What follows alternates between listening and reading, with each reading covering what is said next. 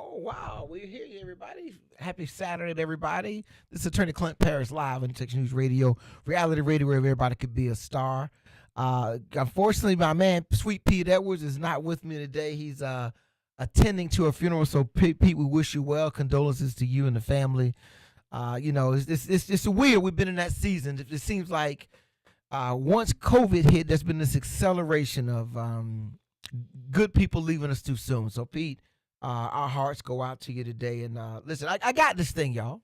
Just a little bit of therapy, and we'll have some callers calling in to talk about some hot topics. But I want to take a little bit of personal privilege, remind everyone this is the last Saturday of Black History Month. And I know that across this country, across the world, and communities everywhere, people are taking the opportunity to celebrate the wonderfulness of the Black contribution to the world. And I want to encourage you wherever you are. I don't know what your specific situation is, but I'm certain there's a banquet, there's a dinner, there's a picnic, there's a barbecue, there's a cookout, there's a bowling match, there's a golf tournament. Somewhere you can find something in your community to celebrate Black culture. Even if you did something simple yourself by engaging others. But I want to encourage people because a lot of these organizations work year round to put together, to plan, to prepare for Black History Month and put on events. And oftentimes we're just not always sure if the community is going to come out and support. So I want to encourage everyone to get out and do something in celebration of the wonderfulness that's Black history. And this does not limit itself to just Black folks. I think it's something that's revealing about all history. I mean, we can all celebrate some of the accomplishments of Alexander Graham Bell or Sigmund Freud or whoever it may be. We can all celebrate that, and that's not defined by race. So it doesn't have to be. You don't have to be Black to go out and check out some great Black history right there in your town. Like, for example, I'm here in Tampa, Florida. And we have a street in Tampa called Fortune Street. I've never thought anything of Fortune Street until I found out it's named after Madam Fortune, who literally owned most of the land that the city of Tampa, the downtown portion of it, is built on. Little piece of history like that. So wherever you are and whatever you're doing, I am certain that there is something you can celebrate about Black. And I want to challenge you, if you got a nugget or two about Black history and it's something you want to share, please reach out. Of course, if you listen to us, check it out. We got the Facebook rolling. We got our YouTube rolling again. So you can check us out live on intouchnews.com, listening there. You can go to the In Touch News Facebook page. You can watch me there and see I've got a wonderful face that fits radio very well. And also, you can go check us out, on YouTube. So a lot of mediums out there for you to engage with the show and check out what we're doing. But today is the last Saturday of Black History Month. So I really want you to think about what can you do to celebrate it? Because if Black folks don't celebrate Black history, how can we expect other people to? How can we expect other people to take us serious? And there's an incredible awakening sometimes if you share with others your significant events and markers. For example, one of the organizations I'm involved with is the George Edgecombe Bar Association, which is the African American Bar Association for Hillsborough County. It did something recently of 40 years of highlights, where they went through 40 years of the major events and accomplishments and highlights of the George Edgecombe Bar Association. Very phenomenal, but that's very educational to people that weren't around for the full 40 years. For those that just been around for 10 or 15, well, now they know a lot more about the history of the organization, its founding, and some of the major accomplishments that have happened over the years. So it is definitely a time to get out and celebrate, because if we don't celebrate Black history, Black culture, who will? And this feeds into something else, because we talked about this on the show a couple weeks back about the founding of Black history, the celebration of it. Started by Dr. Carter G. Woodson, one of the first African Americans to receive a PhD from Harvard. Think about it this way: we're almost 100 years from his book, "The Miseducation of the Negro." It's been about 100 years since he wrote that book. I want to say like 1928 or 29, somewhere in that range. But just an incredible explanation of the black condition in America, and that's a microcosm of the world. Now, if we take that and say, okay, those forces at that time, 100 years ago, controlling the black community, and the number of conditions today that are similar. And what I mean by similar is very similar to economically. You know, we have not reached the full potential for African American economic impact in America and the world in general. Africa is still awakening, and I believe you may be a century away from Africa having a dominant place in the world economy because of its massive size and resources. What Africa doesn't have is unification.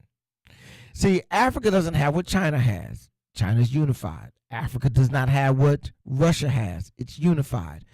Africa doesn't have what the United States, it's a unified mass. And of course, because Africa is a bunch of different countries all on one continent. And that, I think, has left it to be not nearly as, but I think it will eventually get to that point. But I bring this up to say that the forces at the time that Carter G. Woodson thought it important that we create something like the celebration of Black history is the same things that are effective today. Education and information, knowing what's happening. Why? We have In-Text News Radio, a broad suite of mediums to educate and inform people. This show is just one part of that. Other mediums of information that are out there, we were able to educate yourself so much more now than historically had been available for African Americans. The second is access to economic power. Economic power is your ability to generate money and spend wealth and determine economically what happens. We're owning more and more businesses. We're controlling more and more dollars. But that is minuscule on the scale of what it could be if we understood fully our economic impact, or we were coordinated, or we had the ability to be unified, so to speak. And then we have the social and political issues. In this show, we talk about a lot of the political issues. There still needs to be a political awakening within the Black community. We still don't dominate or influence politics at the way that we could. Now, let me walk you through a couple. We're getting there, though. Okay, non-players in the George Bush election. So let's put that aside. Black folks, we delivered Obama, because more black folks than ever showed up and voted and participated. But we didn't come through in the next election. And in fact, black men drifted away from the Democratic Party. And hey, brothers, own up to it. You guys went out and supported Trump. Black men need to own that. You guys drifted over there, supporting Trump more than you should have. More black men supported Trump than McCain and Romney. But you did something better, at least this time when we got around to Biden. While you didn't go out in big numbers, black men, black women came through for Joe Biden. And we can call it the Kamala Harris effect, Carolina momentum, whatever you want to call it. So, but we have so much power in our ability to influence elections and how America handles a lot of its affairs. There's no reason that we don't do that more proficiently. So I'm challenging you across this country as we come to a close of Black History Month, wherever you are and how you feel. Look, get out and celebrate Black history. And let's think about how we can make some new history, mainly on the election side, mainly by influencing elections, and using our political power, because there are some forces gathering on the horizon. Donald Trump was just a precursor to, I think, a very, very regressive and hostile view of how America deals going forward with issues related to race, equity, fairness, inclusion. We can see the war against those concepts, the idea that America is beyond its need to focus on a concerted effort. But I'll tell you, it's kind of like losing weight. I lost about about 12 pounds or so a while back. You really can't tell. But, I slipped off a little bit. Hadn't been as vigilant. I've gained back about 5 of those pounds. And I think some of the issues dealing with race in our community and in America is connected to that. And so today we're going to rattle on and talk about, as we wrap up Black History Month, kind of how do Black people reassert their political power? How do we, come to the forefront? There are a lot of folks out there and pundits with ideas and why things should be the way that they are. But I don't know. So we're going to talk about that a little bit. Got a caller calling in. Caller, what's your name? Where you calling from? The honorable.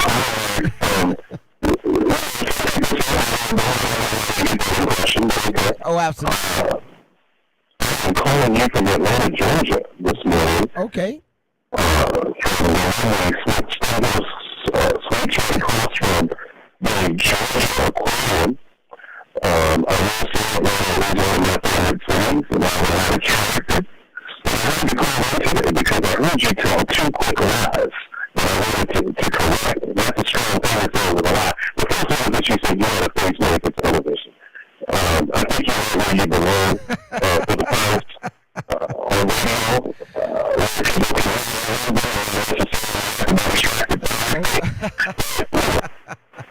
I can live with that.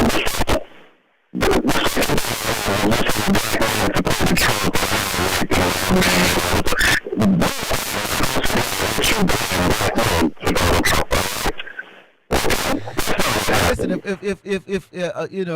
if you hit a dog hard enough, he'll holler. So.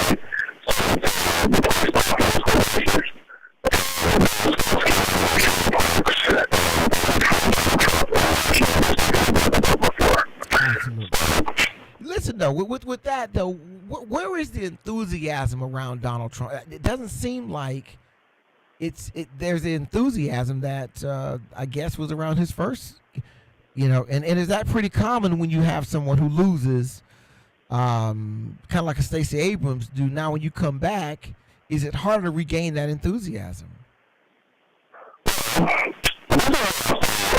Mr. Trump, right? He's a celebrity.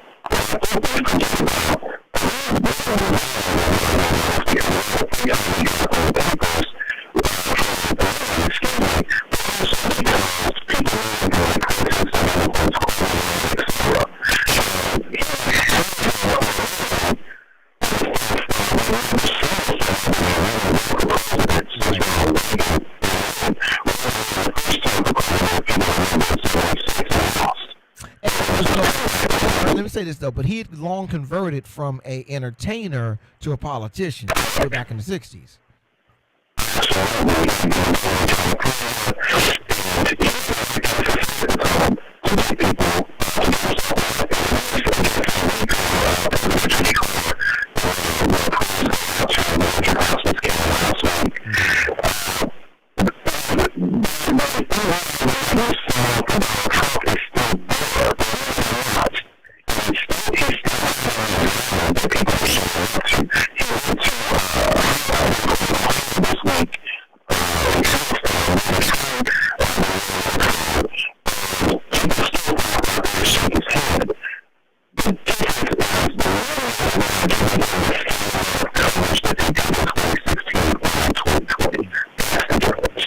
Right, and he has a track record. So for example, I heard when he was there, people yelling at him and saying, "Well, why did you, deregulate?" So the problem he's got now is he's not so much of an unknown commodity. People know what that is, and it is clear to me though that it just seems like there's something missing in his campaign from the last time that he ran.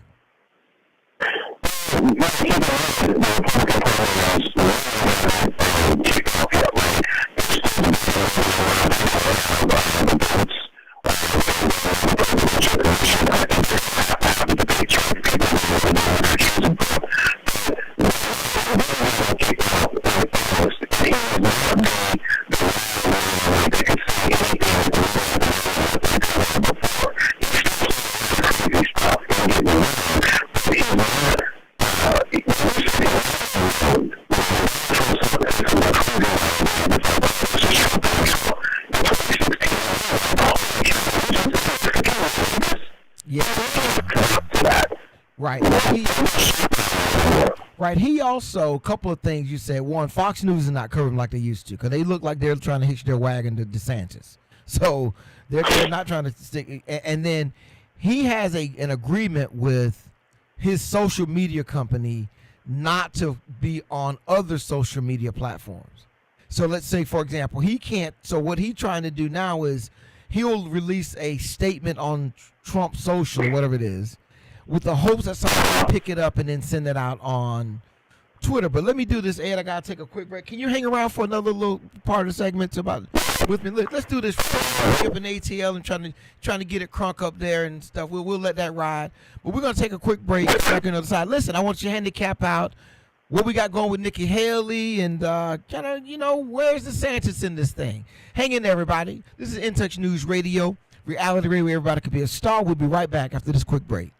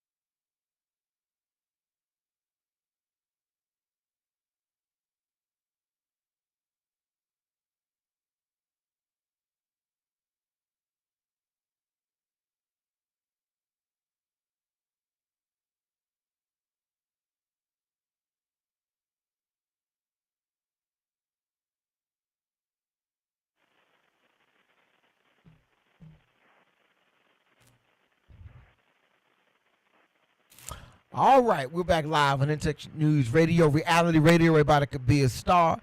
And so we say, well, what do you mean by reality radio? Listen, on In Touch News, it is exactly what you hear. There are no filters, there are no layers, there are no controls. Daryl Johnson and Tammy Johnson, we refer to him as DJ CEO, really turns turns me loose to do what I want to do on the show, and I think it's great because they're that way with all the mediums and In Touch News, and we just encourage you to keep listening, keep supporting. Look, so we've got the Honorable Edwin Lorraine here on the phone. Ed is a former state representative from the state of Florida, and he sits in and co-hosts up in Atlanta, the ATL, at the moment. And Ed, glad to have you on the line with me. I was going to ask you about, we talked about Trump a little bit, and let's talk about the other candidate in the race for president, Nikki Haley. What are your thoughts on Nikki Haley?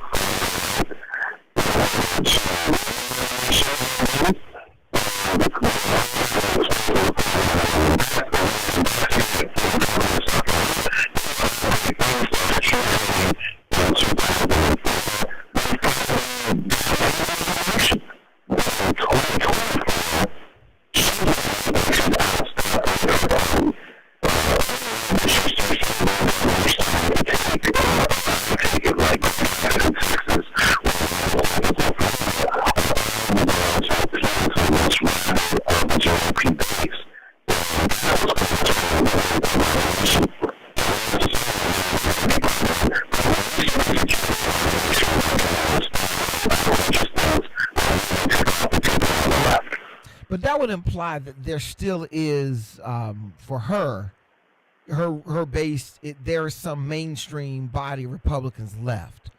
If that's not the party, who's in the Republican Party then?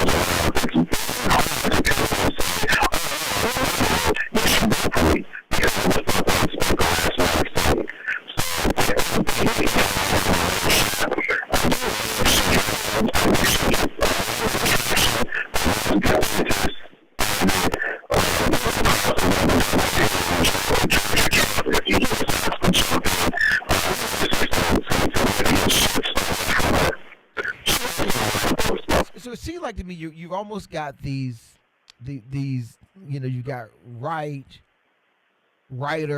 and rightist. You've got line up, and with DeSantis being all the way out to the. I don't even put Trump on the right. I put Trump in a crazy category by himself. But I think DeSantis is the farthest right. And next to him you've got Abbott.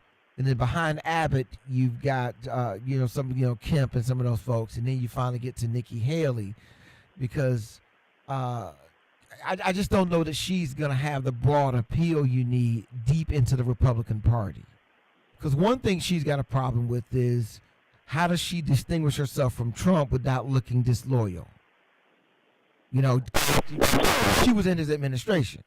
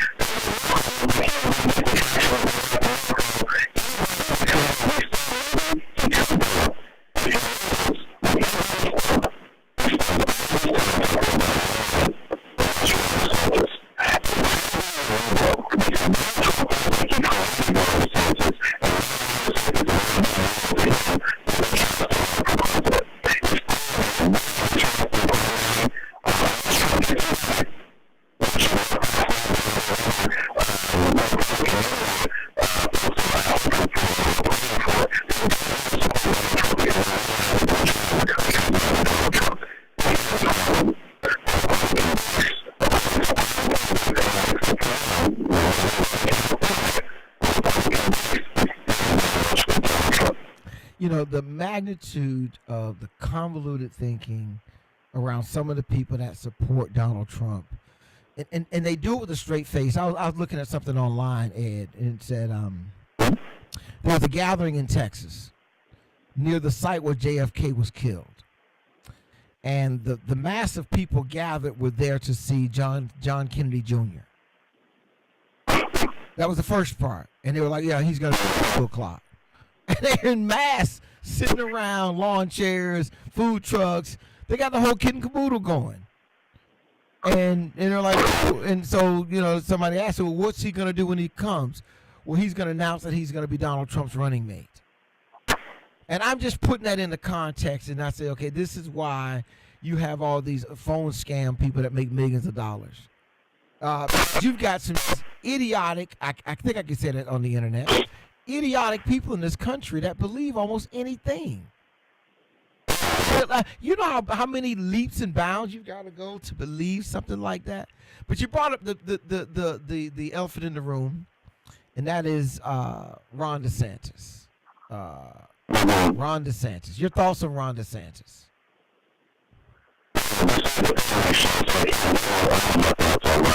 Now, did you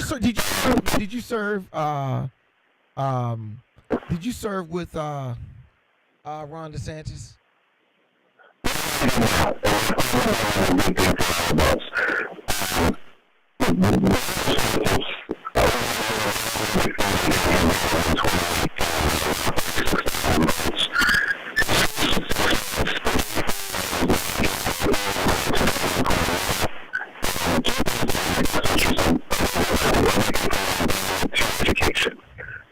Something has shifted in the last 3 years. His ambition is driving his policy, and that is bad for everyone involved.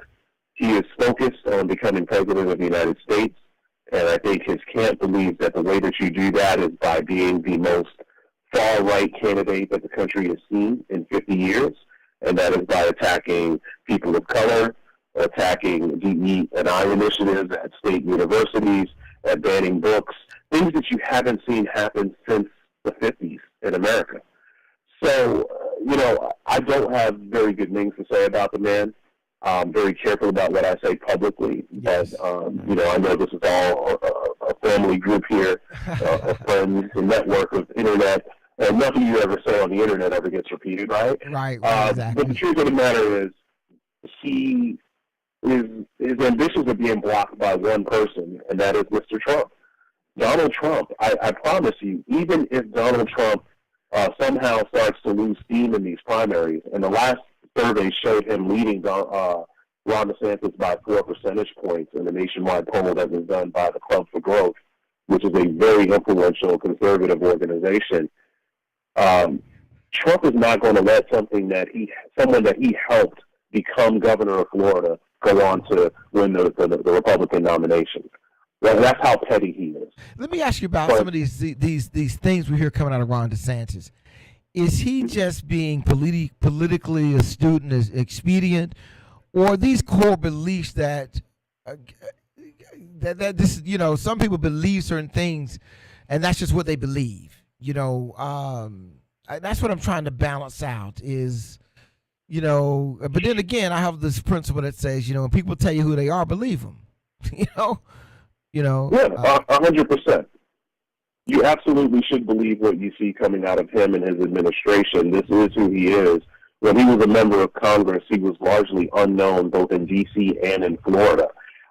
When he got Trump's endorsement and Trump held 2 rallies for him, he became a statewide figure. He ended up winning that gubernatorial race in 2018. And like I said earlier, he tried to govern from the middle. But his ambitions started doing some things that started raising the ire of people. Not even just, and I'm going out here when I say this on a big limb, not just Democrats, but even rank and file Republicans have been unhappy with the things they see coming out of Ron DeSantis.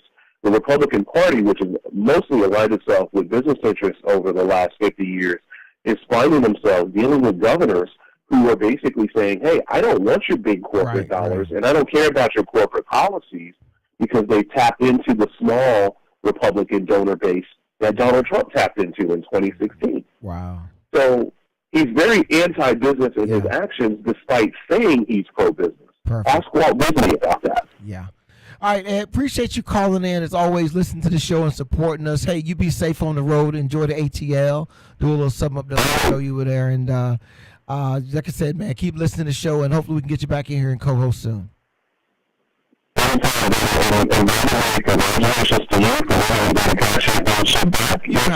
Thank you very much. I appreciate it. It means a lot coming from you, and I wish your team well, too.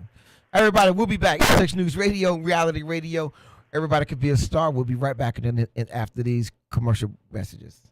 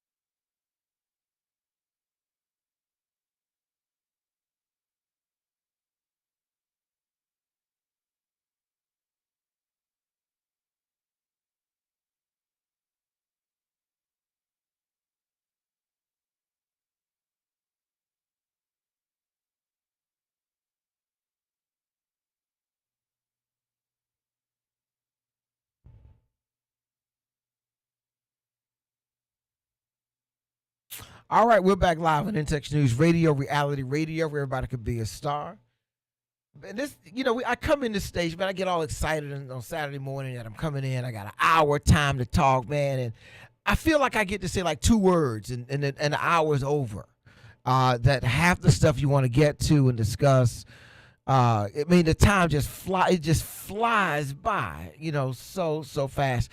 So we just finished up a conversation with former state representative Edna Rain, local community activist, attorney, that's a great guy. I mean, he's just really a jewel in the city of Tampa, and I know that communities all over this country have similar people contributing to what's making your city and your town a special place all over this country. So I want to thank Ed for jumping in, just kind of handicapping the presidential race, because it's starting to take shape, y'all.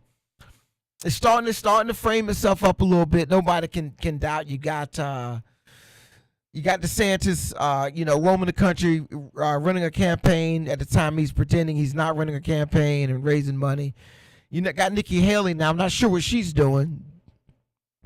People don't seem as excited about her jumping in the race, nor does she have as broad enough of appeal, because I don't think she's done as much. She was governor of South Carolina, but I think people in South Carolina could remember she took down their Confederate flag. She made them take it down. She took it down, ordered it down, summarily take it down. So I think a lot of people in South Carolina, so if you get, really don't, they're not going to cotton to her because you got DeSantis on this anti-woke tour he's doing. And woke is code for, I think, I don't want to go so far as say racist, but an indifference to the struggle ongoing because of race. I think that's one part of it. There are certain struggles in America that are ongoing. They have been, and I wouldn't be surprised if they don't keep going for a very, very long time based on what has happened due to race. So for someone like DeSantis to come out and pretend like, we don't need to have diversity and inclusion. Well, let's take a look, see. What does that mean? That means that, schools won't work hard to get African Americans admitted and through their programs, thereby leading to less educated people. Now, he would say, well, no, everybody gets in on merit. Let me tell you, everybody don't get in on merit. It is a large part of the American experience, I guess world experience. It functions on who you know and where you are in society. And if you don't know people, you're not involved with situations or you have access to people in power and economics, then you're going to be left on the sideline. And most people don't. Most people, they just want to go to work, go home, pay their taxes, take a cruise every couple years, and be left alone. But that's not the way that America works, because you have other forces. I just want to be left alone, but there's somebody manipulating what banks loan for who gets to buy a house and doesn't buy a house. Oh, you say, well, I already have a house. Okay, well, what about next time you go to buy a car? I don't think any of us want to go write that check for, $60,000. So you're going to finance. Well, guess what? There are policies and rules and regulations on that. And there have been so many things done historically that hampered the opportunities for African Americans. I think it's disingenuous to say, well, go do your, for example, let me put this in the context of Monopoly. And DJ Belzel, am I correct? Do you know how to play Monopoly? All right, so we watch this now. And for those out there who know Monopoly, it's a little board game, right? But before the game starts, you give me all of Pennsylvania Avenue, all the green, and the blue, Boardwalk and Park Place. I got all of that. Now, what's your chance of going around that board and not landing on one of my pieces of property? You got to pay me, right? And I can tell you, you can have everything else on the other side of the board, but those two properties will wipe everybody else out. I mean, if you know you look at people's faces, because I think the rent on you got Park Place. Well, but if I got my hotels on there, I got hotel. Man, I'm not a regular cat. I got hotels. I got all that hotels up there. That's all hotels. So if you come in and land on Boardwalk, I want to say the rent's $2,000. This how much Monopoly I played as a kid, because I remember the rent on Park Place at $18.50. I remember the rent, and then you come over to Pennsylvania Avenue. All that whole, all I'm saying is, if you set the board up where at the start of the game you give me those that piece, there's no chance we're gonna have an equal competition. That's America. That's the essence of America. If you don't give people resources to compete, and I'm not saying take away Bark, I'm saying what we're gonna do is we're gonna make the board bigger. We're going to add some more properties on the board, and then we're going to set up a system and take nothing from you, Boardwalk and Park Place, right? Where everybody now gets a chance to buy and own properties. At least that gives them a chance to compete when they come around on your properties. That's what DeSantis is fighting against. When he says, no diversity and inclusion. Well, he's thinking, that's just state schools. But, listen, the corner bank is watching that. They're watching that. And they're like, well, if they're not going to make the schools do diversity and inclusion, how much enforcement are going to do to us over here if we don't do diversity and inclusion? And your government, if they decide we're going to build a $20 billion facility, But you know what? The state of Florida doesn't, drive diversity and inclusion. So we're not going to create economic opportunity and jobs for other people, and so on and so forth. It is a convoluted way, this thing that the DeSantis is trying to raise, of saying we want to keep everybody right where you are. If you're disadvantaged, we want to keep you there. It's no different than what happened at the end of slavery. You guys are free, but you can't travel without papers. See, people don't think about that whole idea when the police come into your car and say, "Can I see your ID?" That's not new.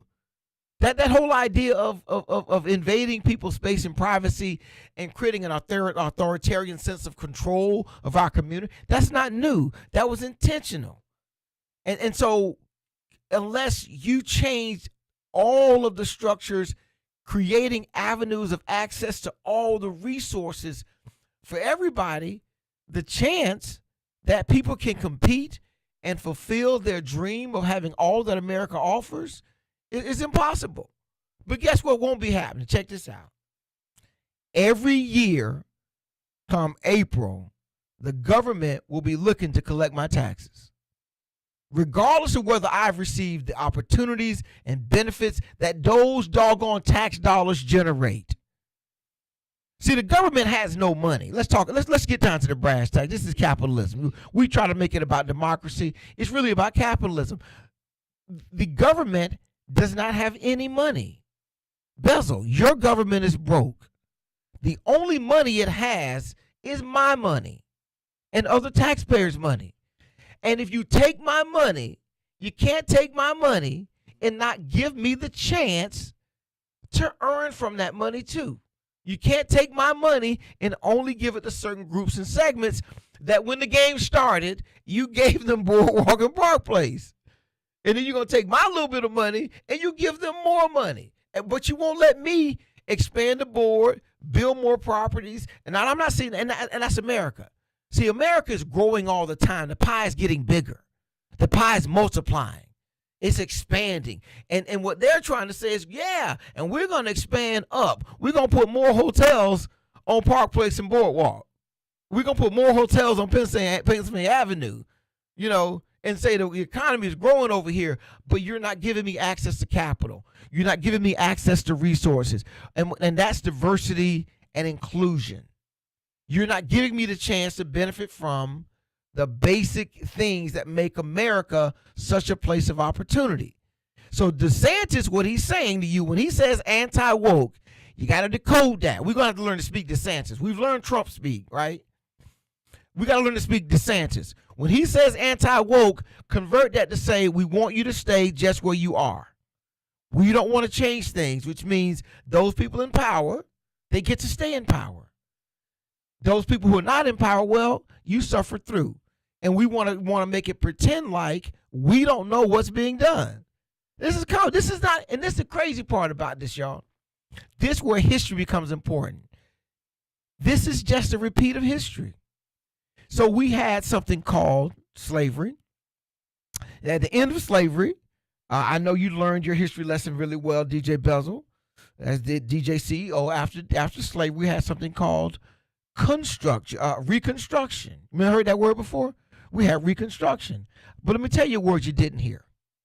You didn't hear the word deconstruction, because deconstruction followed reconstruction. And what happened in deconstruction? Deconstruction, they took away voting rights. They took away property rights. They instituted Jim Crow laws. They instituted all kinds of laws to divide and separate America based on race. That didn't exist during Reconstruction. You see, during Reconstruction, you really didn't have a plethora of African American colleges. They start to materialize during deconstruction. During Reconstruction, you only had schools at the parochial level. But you come to around the turn of the century, late 1800s, as you see this thrust of the KKK and Jim Crow laws are taking foot. You have Plessy versus Ferguson and all these separate but equal laws start to take shape. Suddenly now they want to build off separate schools for black folks to go to. And now if you fast forward, you have someone like DeSantis saying, And not only do we want you in your separate school, we're going to tell you what you can learn over there. But guess what, y'all? Too late. We woke now. We know what's going on, and the okie doke is not going to work. Let's do this. We're going to take this last break.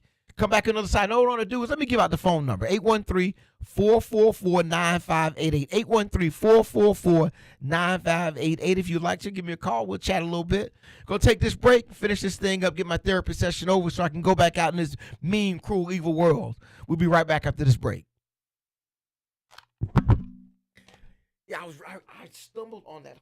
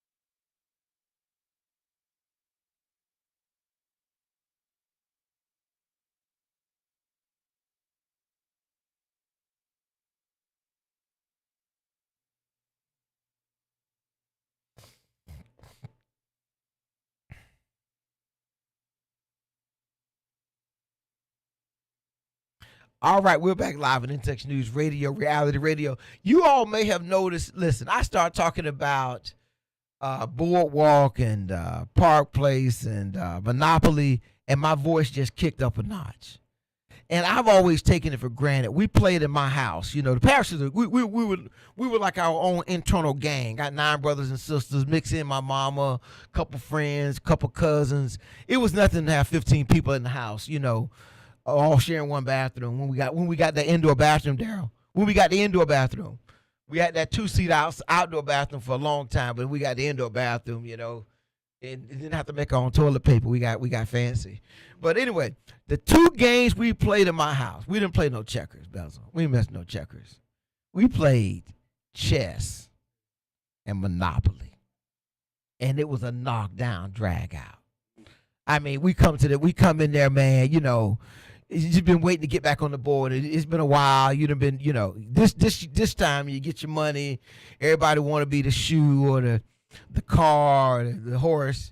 Bezel don't be, he no Monopoly, man. I'm gonna tell you about better. So you want to be the horse, man. Horse stand tall. He look over everybody else, and you come through, and then like getting that horse, you thump the other guy's man. You thump the other guy's man out the way as you come around, and Lord forbid the popo come get you. You end up in jail. You land up on the wrong spot. You got to go to jail. I mean, so anyway. But the concepts of Monopoly are so relevant to America because I was just telling DJ CEO. I was just telling him, listen. So one of the things that we would do this is playing Boardwalk. It's capitalism. If you got Boardwalk or Park Place and another player got Pennsylvania Avenue, right? First thing we do is cut a deal. Say, I'm not going to charge you. You don't charge me. And here's why. Those 2 properties could easily wipe you out. Gone. You be gone. You bankrupt. And as my kids hate it, if you went bankrupt, you had to mortgage some of your properties. I come in and I go to the bank and buy some of your stuff up. Yeah. You know, so you done lost a little bit, the Baltic Avenue, you thought you got off, right? Yeah. But that's I own the railroad, Oh. right? And you own the oil company, or I own the electric company, and you own the airline, and we just let money because you got to come see us. You got, you can't get around me. I ain't gonna lie, it sound like you cheating. That's just hey, I'm gonna tell you. Oh, let me tell you something. You cheating? How you gonna get all the railroads and Park know Place what and Broadway? Yeah, I play Monopoly, but I'm gonna just go saying. buy. I'm gonna go buy. And we play the tough way. You know, we play. If you to speed the game up, you land on a piece of property, you get the chance to buy that. If you don't buy it, it's up for bid right then. Anybody else on the board can buy that property now. So either you buy it or somebody else gets it right now. So immediately the property goes up for bid. So out the box, the first thing everybody's doing is you're buying everything you hit. And then once I get one or two, now we start cutting deals. Well, I give you one, you give me that one. I give you two, you give me that one over there. And you got to compromise. You got to leverage. You got to take risk. Man, it's such a great learning lesson about life. And I never appreciated that till I was an adult. What a benefit it had to have 8, 9 people in there knocked down, drag out, going at it. That was our one. We didn't play no other board, no Twister. No Twister at the house. we didn't play, none of that. We didn't play that. We played Monopoly and we played chess. Those were our family games. Check this out, Bezel, and my family members listening. I had a couple brothers that were in the Army overseas. They mailed chess moves in the mail.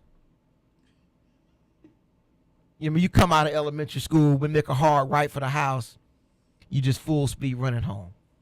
You check the mail for one move. One move. And then you go send the move back. Then my brother George, man. That's a long game. That's a long game. Hey, man, listen, there's nothing like learning to play chess.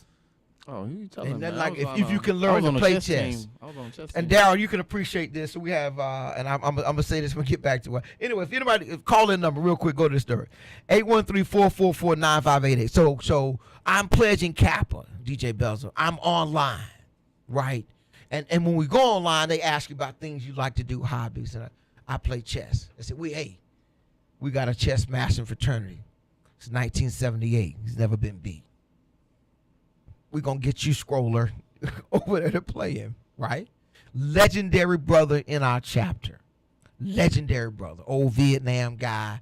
So they take us over there one night. It's about 12:30 at night. It's been a long day. And Dina Pledge said, listen, man, you go in here, you beat this dude on chess. Y'all good for the weekend. Don't come back and see me till Sunday. They walk us in there, stand me up in front of the guy. He gives me a speech and all that. I look at the board, and man opens up with one move. 3 moves later, it's a checkmate. The game is over. I beat him. 3 moves. To this day, he still sees me just like is furious that in 3 moves, checkmate, we're out of there. Fascinating. Just crazy. That's how much chess we played at the Paris household. Okay. But those 2 games build out an understanding how America works. Because in neither one of those games is there any compassion. There's no conscience, right? It's strategy, thinking, and moves. And if you can't do that, our system works against you. Capitalism works against you. Capitalism is driven to be a monopoly. And so in the process of doing that, your conscience struggles because you want to be fair. Well, capitalism says you have to and pull it in. Yeah. That's really the struggle that we're having in America. And that's why you can't have a guy like DeSantis come in with this anti-woke theory, because you have to translate that into saying, what he's saying is, I want things to stay as they are. And you folks that keep with this pull yourself up by your bootstraps, I'm wishing you well, keep pulling. But you can pull all you want to. Because when you turn down, you make that right turn and you come down Pennsylvania Avenue, all I got to do is let you hit here, and we're going to have our hotel. That's America. So I just think that we have to be more aware, and I think we are, though. I think that the general consensus outside of conservative, I think racially fatigued circles, and I get it. There's some white folks out there who are fatigued over race because they can't figure it out. We 3 men sitting here. We all got relationships with our significant others and whatnot, and we've all had that moment where your significant other says, "But I've explained this to you 5 times, and you keep doing the same thing." And you're on your side going, "No, I'm knocking this out the park. I'm really improving at this." And they're like, "You ain't did nothing. You're doing the same back when you was doing it back then. That's the same stuff." That's where I think a lot of white folks are with race in resolving some of the issues. I think they have fatigue. They feel like they've tried. They feel like, well, we gave you the right to vote. That's what you said you wanted. Oh, we did affirmative action. We counted all 5 for us, 2 for you. Y'all still, what else you want? What else? I can see that. And I think DeSantis is trying to tap into that. They say, I don't know if there's anything we can do about this issue that'll ever make those people happy. We'll ever do enough that those people will have enough. I'm going to tell you like I tell my neighbor. Tell him, DJ, he said, I don't understand it. I just don't understand, what do black people want? I said, listen, I'm going to tell you what we want. I want exactly everything you want. Exactly everything you think you want. Ain't no different. I want to be able to earn a living, and one of the things he hates when I say this, DJ, don't be offended, DJ. I was saying, listen, man, you on corporate welfare your whole life. You in the military, and then you work for the government. And you want to talk to me, I'm out here on the streets. I'm driving the economy. I'm generating this money to pay that salary. Now, granted, thank you for your service. You protected us and agreed to go out and be on the front lines and serve our government. We need our structure, but let's not disregard everybody's contribution or everybody's entitlement to the same thing. And I think that's where some folks are struggling right now. Now I have to get it to myself, DJ. It's happening every now and again. People say, you know what? You don't know what it's like to be poor. You don't understand what we're going through. And I have to check myself because my presumption, of course I do. Did I say I just used to make my own toilet paper? I'm sure you make it real quick. I rip some paper right now. I make some toilet paper in here for y'all. I can make it right here. I can. Okay, I won't make the toilet paper today. But I'm just saying, I want to have to remind myself, wait a minute, you may have gotten a little away from really what that feels like. Really, really the core what that feels like every day, while you're in your own struggle. That struggle may be moving away from you. So I have to remind myself, but most people don't get it. And so I think DeSantis' popularity is a reflection of that fatigue. That piece, I think, is most dangerous to us, and I think that we have to be very vigilant to it. So I'm challenging everybody, as we close out Black History Month, make it a point to, 1, support and participate in these events. That you make it clear to everyone, not only is Black history important to you, it's important to the success of America. And 2, make sure you're involved and aware of what's happening on the political scene, particularly on the local scene. That's what's kicking off now. Listen, as always, everybody, I have a ball getting in here on my Saturday morning to get my therapy session over. I think I'm getting better, y'all. I really think my mental health is improving. You all may disagree, but listen, I'm working hard at it, as I hope that you all too. I want to thank you very much for for tuning in. And DJ Bell's about to post my most recent victory. I won the Zeta Chi Golf Championship yesterday. The belt is safe and secure again. The TPC reigns supreme, as do you in your own environment. Everybody have a great week, and we will be back next Saturday. The Lord willing and the creek don't rise. Take care, everybody. Yeah, man, I won yesterday, man. Oh, man. Where y'all play at? We play it at Huntington Hills. Man, congratulations, man. Look, I'm finna sit there. Look, can I post that? I already put it on the screen. I'm telling you. No, yeah, you can post. There you go. What I look, man. yeah, man. Yeah. So Wendy Park, no, not a Fort Lauderdale, had it. He won. So my chapter, alumni from Zeta Chi, we have a golf that championship belt. That belt been around about 15, 18 years. Really? And we